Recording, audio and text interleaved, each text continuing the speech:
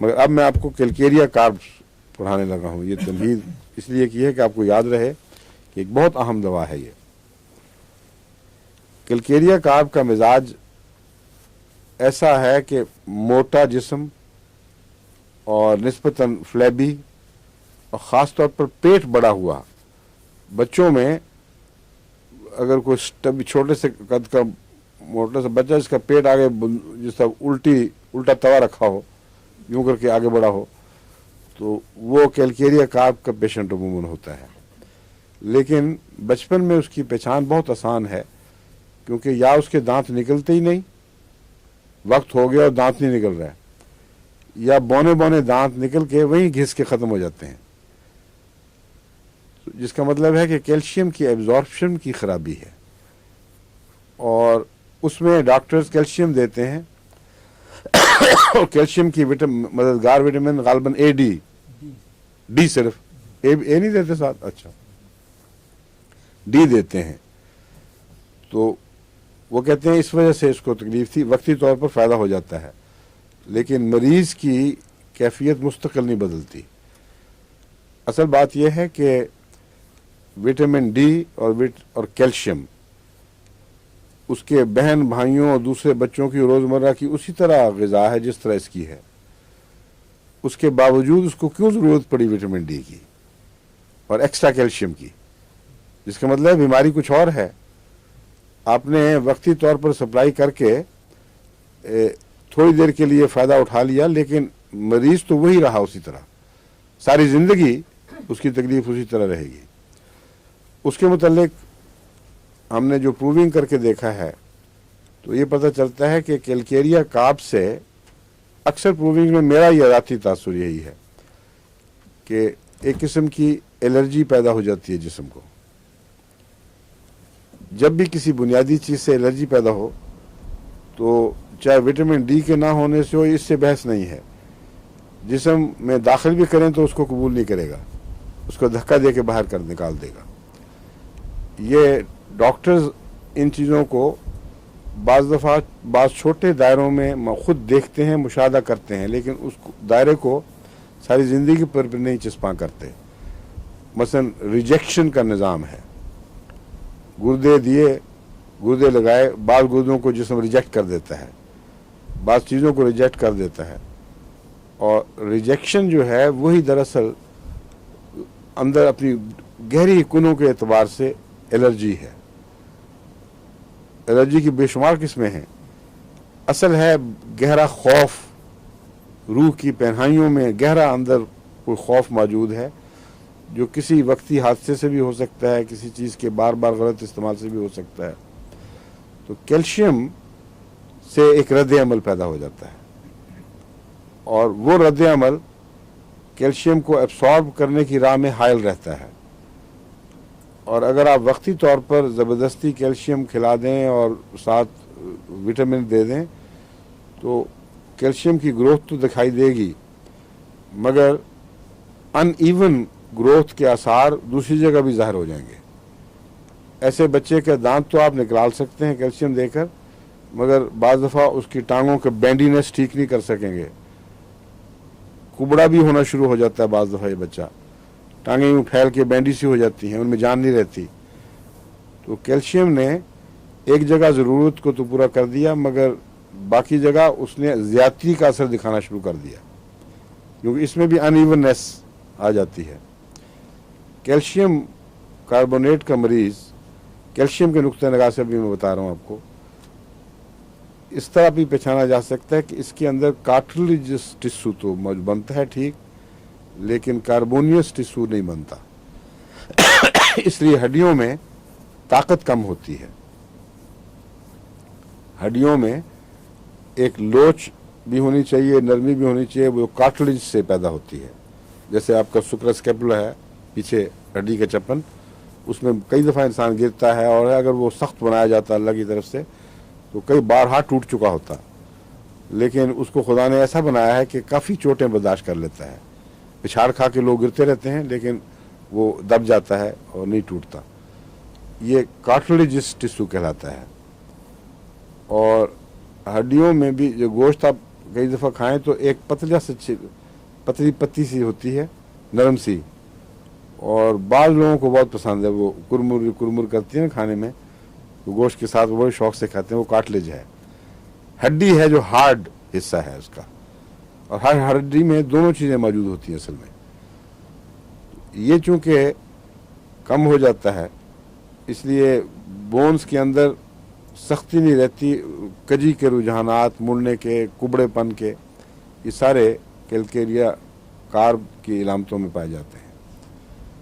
ज़्यादा इसमें इसलिए होते, कैलकेरिया के और भी हैं सॉल्ट्स, कैलकेरिया फ्लोर है, कैलकेरिया सल्फ है, और भी कई हैं लेकिन कैलकेरिया जो मैं बता रहा हूँ उसमें इजाफा इसलिए होता है कि हड्डियों के निज़ाम को मसल्स का निज़ाम तक़वियत देता है, और अगर मसल्स का निज़ाम मजबूत हो तो हड्डियों को सीधा रखने में और सही उनके इस्तेमाल में बहुत नुमाया काम करता है। अब घुटने की हड्डियां हैं, अगर इनके साथ मसल्स का निज़ाम ठीक ना हो तो जोड़ घिस के ख़त्म हो जाएं, रीढ़ की हड्डी में एक दूसरे के ऊपर बैठ जाएं मोहरे, और होते रहते हैं ये। तो दोनों चीज़ें बहुत मजबूत होनी चाहिए सेहत के लिए। कैलकेरिया कार्ब में दोनों जगह खराबी है। कार्बन का एटम जिम्मेदार है मस्कुलर निज़ाम की कमज़ोरी और फ्लैबीनेस और स्लगीनेस पैदा करने में, और कैल्शियम का निज़ाम हड्डियों में कमज़ोरी पैदा करने वाला। इसलिए कैलकेरिया कार्ब बहुत अहम दवा है, रोज़मर्रा के जिस्म के में गैर मामूली असर दिखाने वाली दवा है। आमतौर पर सल्फ़र के बाद बताया जाता है, और कैलकेरिया के बाद दोबारा सल्फ़र नहीं देनी बल्कि लाइकोपोडियम देनी है, लेकिन ये चक्कर तो कभी कभी ज़रूरत पड़ती है। मैंने आपको पहले बताया था रस्टॉक्स मसल्स की ताकत के लिए और कई चीज़ों में बहुत मुफीद है, रीढ़ की हड्डी की चोटों में जो चुक पड़ी है उसमें भी मुफीद है, लेकिन जहाँ वो काम ख़त्म करेगी वहाँ कैलकेरिया कार्ब लाजिम हो जाएगी। और बहुत सी दवाओं का क्रॉनिक है ये, बहुत अच्छी ताकतवर दवाएं भी एक हद तक पहुंचती हैं, वहाँ खड़ी हो जाती हैं, उनका आसमान वहाँ आगे ख़त्म होता है, फिर अगले आसमान के लिए ज़्यादा सलाहियतों वाले वजूद की ज़रूरत है। उसमें कैलकेरिया कार्ब बहुत अहम है। इसमें अब दांतों को मैं बता चुका हूँ, उखड़े पुखड़े दांत, सिर निकालते काले काले से हो जाते हैं, और या उगते ही नहीं हैं या देर में उगते हैं, ऐसे बच्चों को आपको फ़ौरन देख लेते हैं, पता लग जाता है। इसको कैलकेरिया कार्ब बहुत मुफीद साबित होती है। और जहाँ मिजाज मिल जाए वहाँ बार बार की सरदर्दी की बजाय आप ऊंची ताकत में एक दे दें और वो इंतज़ार करें, फिर 1-2 महीने देखें क्या हो रहा है। हर चीज़ में एक रफ्ता रफ्ता पैदा होने वाली तब्दीली दिखाई देने लगती है, और बच्चे की शक्ल तब्दील हो जाएगी, उसका जो स्टबीनेस सी है, अजीब लगता है, वो मुट्ठे जैसी, वो तब्दील होकर वो उठना शुरू हो जाता है। तो कद बढ़ाने के लिए जो मैं नुस्खा देता हूँ उसमें ये नहीं डाली हुई, क्योंकि ये ज़्यादा गहरी दवा है और बास केसों में काम करती है। सिलिशिया भी गहरी दवा है, मगर वो कद बढ़ाने के में उसका इतना गहरा ताल्लुक़ है कि वो मेरे आम नुस्खे में रोज़मर्रा के तौर पर इस्तेमाल होती है, और छोटी ताकत में है, उसका नुकसान नहीं है अल्लाह के फज़ल से। कैलकेरिया कार्ब ऊंची ताकत में, मिजाज बदलेगा तो साथ कद भी बढ़ेगा, और हर बात अपने सही नक्श पे बैठ जाती है।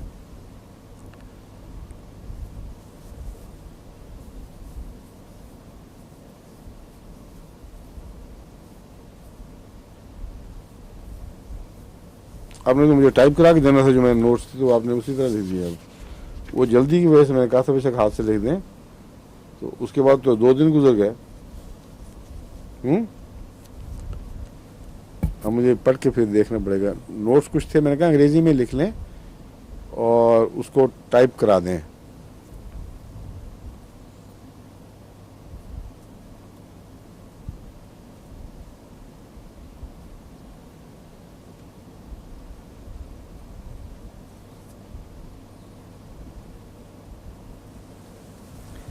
बाज़ों को ये लाइम के इस्तेमाल की वजह से मैदे में कई किस्म की खराबियां पैदा हो जाती हैं। बच्चों को मैदे के इलाज के तौर पर बाद दफ़ा लाइम वाटर दिया जाता है और बड़ा पॉपुलर है। उसमें कुछ उन्होंने ऐसा जूस भी डाला होता है जिससे वो स्पेज़म हट जाता है, हवा निकलती है। और अक्सर ऐसे बच्चों को माएँ, अक्सर को नहीं तो कम बाज को, इस वजह से कैलकेरिया का मरीज़ बना देती है। और कैलकेरिया ज़्यादा खाने से या लाइम ज़्यादा खाने से मैदे में जो खराबियाँ हैं वो कई किस्म की हैं, लेकिन चूँकि लाइम की वजह से पैदा हुई हैं इसलिए ये ख्याल कर लेना कि कैलकेरिया से ठीक हो जाएंगे, ये दुरुस्त नहीं है। वो आइसोपैथी है और आइसोपैथी में बहुत कम फ़ायदा होता है। आइसोपैथी का मतलब है जिस जहर से कोई बीमारी पैदा हुई है उसी जहर की होम्योपैथिक डोज बना कर दें और ये तवक्को रखें कि उन सब इलामतों को ठीक कर देगा, इसको कहते हैं आइसोपैथी। होम्योपैथी का मतलब है ऐसी दवाएं देना या जहर देना होम्योपैथिक डोज में जो किसी बीमारी को पैदा, उससे मिलते जुलते जहर कोई बीमारी पैदा कर सकते हैं। इन दो चीज़ों में फ़र्क है। मतलब एकोनाइट है, एकोनाइट के असरात नुमाया, खौफ अचानक पैदा होगा, हर बीमारी से खौफ होगा, खुश्क सर्दी में बीमारियां बढ़ेंगी, खुश्क खांसी होगी जिससे मुझे इस वक्त हो रही है, और बहुत सी इलामतें, मगर एकोनाइट की इलामत नहीं है, कोई खौफ नहीं है। ये देखने के बाद ये नतीजा निकालना कि इस मरीज़ ने एकोनाइट खाया होगा, ये बेवकूफ़ी है। एकोनाइट तो शास के तौर पर किसी को अमदन जहर के तौर पर दिया जाए तो मिलता है। इसका मतलब है कोई और उसके वजूद में टॉक्सिन पैदा हो रही है जिसका मिजाज एकोनाइट से मिलता है। इसलिए aconite is homeopathic to that disease, ये उस बीमारी की होम्यो दवाई है। लेकिन अगर पता हो कि एकोनाइट खाया है तो एकोनाइट का एंटीडोट काम करेगा, ना कि एकोनाइट खुद। और अगर मजबूरी हो तो फिर एकोनाइट बहुत ऊंची ताकत में अपना एंटीडोट बनता है, वरना नहीं। हर जहरों के असर पर यही असूल कार फरमा है कि अगर आपके पास दूसरा इलाज ना हो तो जिस वजह से कोई मुअय्यन बीमारी पैदा हुई और मालूम है कि फ़लाँ वजह से हुई है, उसकी बहुत ऊंची ताकत इस्तेमाल करें तो वो फ़ायदा दे सकती है। बस कैलकेरिया कार्ब से जो मैदे की इलामतें पैदा होती हैं, बिगड़ा हुआ बुरे हाल का मैदा जो खटास पैदा करता है, खाना अंदर देर तक पड़ा गलता सड़ता रहता है, उसको वक्त पर मैदा फेंक भी नहीं सकता, एसिडिटी का रुझान ज़्यादा, ये सब इलामतें अगर कैलकेरिया की वजह से बनी हैं उसके लिए आपको दूसरी दवाएं ढूंढनी पड़ेंगी। अगर लाइम नहीं दिया गया और वैसे हैं तो फिर कैलकेरिया काम आ सकता है।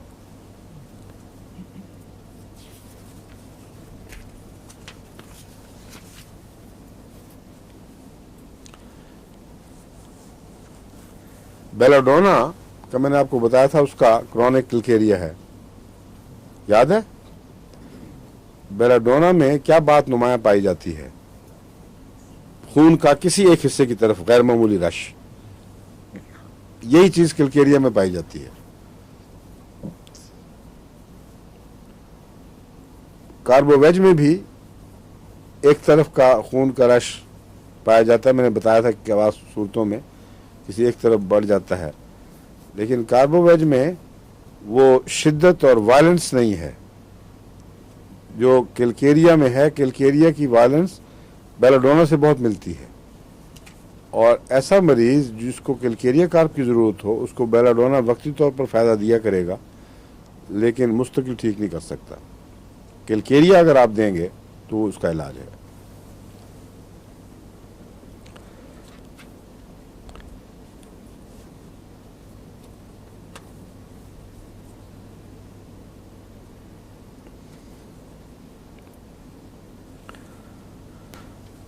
अच्छा, इसमें जो खून का रश है ये लंग्स की तरफ भी हो जाता है और اور سر کی طرف بھی ہو جاتا ہے، اور بہت سی ویسے اعضاء ہیں، اور باقی علامتیں دیکھنی پڑیں گی اس کی. کلکیریا کارپ سے اگر مزاج ملتا ہو تو ٹھیک، ورنہ اگر نہ بھی ملتا ہو پورا مزاج تو بعض چھوٹے دائرے کی بیماریوں میں بھی علامتیں ملنے سے یہ دوائیں کام کرتی ہیں.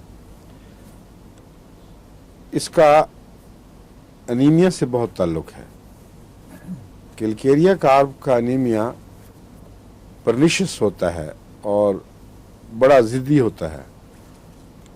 ایسے بچے کی سکن پیل ویکسی، جسے گھبراہٹ ہوتی ہے، جیسے بعض دفعہ مینڈک کے انڈر سائڈ جو ہے اس کے پیٹ کا رنگ ہے نا، چکناہٹ بھی اور ویکسی سی اور یلوئشنس، یہ جن مریضوں میں آئے وہ ضروری نہیں بچے ہوں، بعض دفعہ بڑی عمر کے لوگ بھی جن کے جگر ختم ہو چکے ہوتے ہیں، ان کی آنکھوں کے نیچے پفینس آ چکی ہوتی ہے، ان کی جلد زرد رنگ کی اور دیکھ کے نظر کو تکلیف دیتی ہے، اس بیچارے کے اندر کچھ بھی نہیں رہا یوں لگتا ہے. اس موقع پر کلکیریا کارپ ہر عمر کی دوا ہے، خواہ وہ بوڑھوں میں پائی جائے علامت، جوانوں میں پائی جائے، بچوں میں پائی جائے، یہ اللہ کے فضل سے بہت گہرا اثر رکھنے والی ہے. لیکن اس کے ساتھ آپ کو صبر کی ضرورت ہے. فوراً توقع نہ رکھیں، کچھ عرصہ یا تو ایک اونچی طاقت میں دوا دیں اور پھر انتظار کریں. میرا یہ مشورہ ہے کہ بڑی عمر کے لوگوں کو زیادہ اونچی طاقت میں شروع میں نہ دیں، بچوں میں بے شک دے دیں، لیکن جو بڑی عمر بچوں میں، بہت انفینٹس کی نہیں بات میں کہہ رہا، یہ دوڑتے پھرتے 2-3 سال کے بچوں کو، لیکن جو بڑی عمر کے لوگ ہیں ان میں 30 سے شروع کر کے 200، 1000، پھر آہستہ آہستہ بڑھائیں.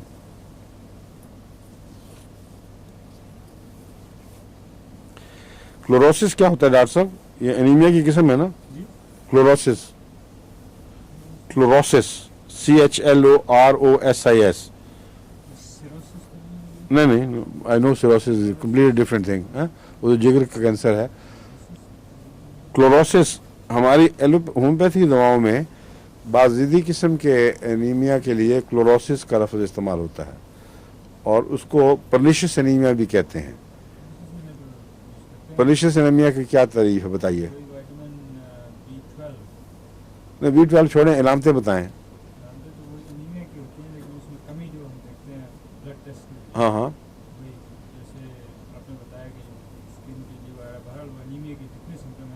اس کو جو آئرن وغیرہ دینے سے ٹھیک نہیں ہوتا. ہاں ہاں، تو اس کو وٹامن بی کی کمی کی وجہ سے یہ ہو جاتا ہے، B12، وٹامن B12، اور اس کے بعد اسے ٹھیک ہو جاتا ہے. یہ وقتی طور پہ خون بن جاتا ہوگا. اب وجہ دیکھیں، مختلف وجوہات ہیں، لیکن ہومیوپیتھی میں اس سے بحث نہیں کہ اصل کمی کس چیز سے ہے. کلکیریا کارپ دی جائے تو پرنیشس انیمیا ٹھیک ہوتا ہے، جس کا مطلب یہ ہے کہ وٹامن B12 تو اس کو نارمل مل ہی رہی تھی، وہ دینی نہیں پڑتی اس میں، یعنی غذا میں وٹامن کے اضافے کی کوئی ضرورت نہیں ہے. اس کو جب کلکیریا کارپ دیں گے تو اس کی وٹامن خود بخود بننی شروع ہو جائے گی، اگر وہ وجہ تھی. یہاں تو انجیکشن کی ضرورت نہیں، کلکیریا کارپ منہ سے دیں، پرنیشس انیمیا ادھر ادھر ختم ہو جاتا ہے. تو یہی تو اس کا فائدہ ہے. ہاں ہاں، آپ کو یہ بحث نہیں ہے کہ کیوں بیماری ہے، یہ پتہ ہے کہ بعض زہر ایسی بیماریاں پیدا کر دیتے ہیں، وہ خود ذمہ دار ہیں یا ان کے ہم شکل کوئی اور شیطان موجود ہے. اگر آپ پہچان لیں مزاج کو تو اس کی ہومیوپیتھک پوٹینسی خود بخود اندر انتظامات کرے گی، اور جسم کو خدا نے صلاحیت دی ہے کہ ان کمزور حصوں کو ٹھیک کرے اور نارمل گلینڈز وہ چیزیں پیدا کرنا شروع کر دیں، جس کے بعد انیمیا یا دوسری بیماریاں ختم ہو جاتی ہیں.